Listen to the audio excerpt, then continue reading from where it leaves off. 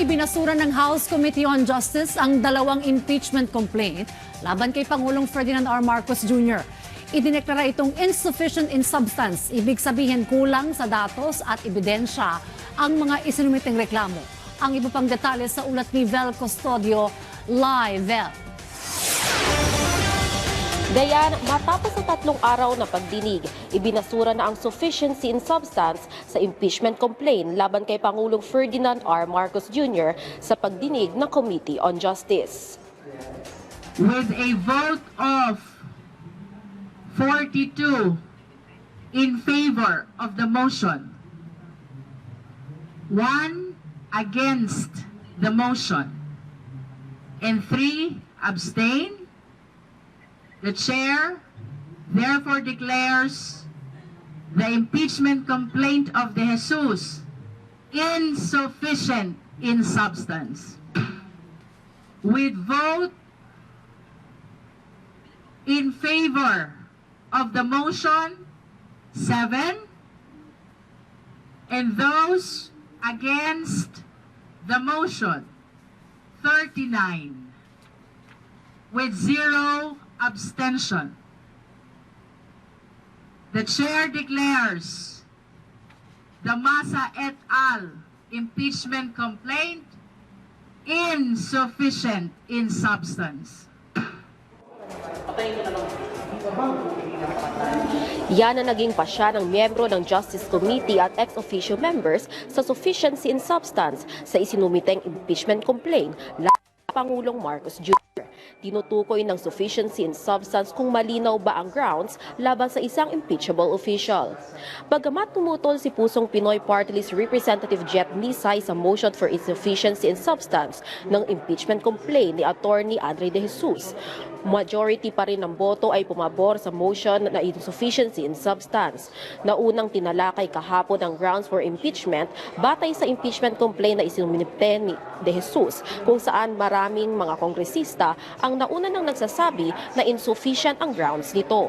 Habang hati naman ang pananaw ng mga mababata sa pagdinig ng Committee on Justice kanina, kaugnay sa ipinasang impeachment complaint ni Liza Masa at 35 iba pa.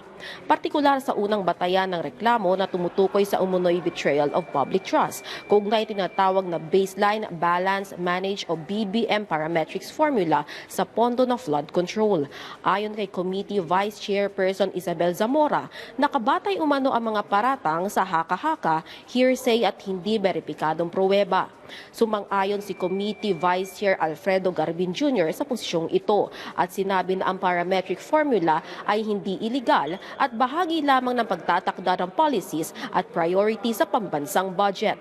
Samantala, iginiit ni mamamayang Liberal Representative Laila De Lima na manilaw na nakasaad sa reklamo ng malalaking alokasyon sa flood control, ang pagtaas sa program appropriations at mga alegasyon ng kickbacks. Bagamat inamin niya na may halong konklusyon at hindi purong katotohanan ng ilang bahagi ng reklamo, sinabi ni De Lima na sapat pa rin ang kabuuang alegasyon upang magpakita ng posibleng ugnayan sa paratang ng betrayal of public trust. Habang bagamat pabor din ng ilang kongresista sa sufficiency in substance ang third offense na betrayal of public trust through involvement of budgetary insertion, hiling nila na kung sakaling matuloy ang impeachment proceedings ay kailangan ng humarap ni dating Congressman Zan Lico. Sa huli, majority ng boto ng komite ay nagsasabing insufficient in substance ang mga impeachment complaint laban sa Pangulo. Samantala, nananatiling tikom si Presidential Son at House Majority Leader Sandro Marcos sa usapin ng impeachment. As I said in my previous statement, I am not the right party, or I have no moral authority to be discussing anything to do with the impeachment of the President, given my familiar relation with him. So I think let's leave it up to the wisdom of the Justice Committee and the other members of the House. Ikinagalak naman ng Malacanang ang naging resulta sa pagdinig ng komite. Unang-una po ay ikinatutuwa po natin na nasunod ang proseso at nagpapasalamat po tayo na nakita po ng mga mababatas kung ano po talaga ang katotohanan at doon po tayo lagi sa katotohanan. Nakita po natin na talaga wala namang pong merito ang nasa mga complaints at miskin na po ang Pangulo ay kumpiyansa na wala siya pong ginawang anumang impeachable offense. Pinabulaanan ng palasyo ang sinasabi ng ilang kritiko na kumpiyansa ang Pangulo na maibabasura ang impeachment complaints dahil kaalyansa niya ang ilang miyembro ng House of Representatives. Hindi lang po katotohanan yan dahil po kahit po ang iba na hindi lang po talaga supporter ng Pangulo ay nagsabi po na talaga pong mahina at wala pong merito ang nasabing complaint.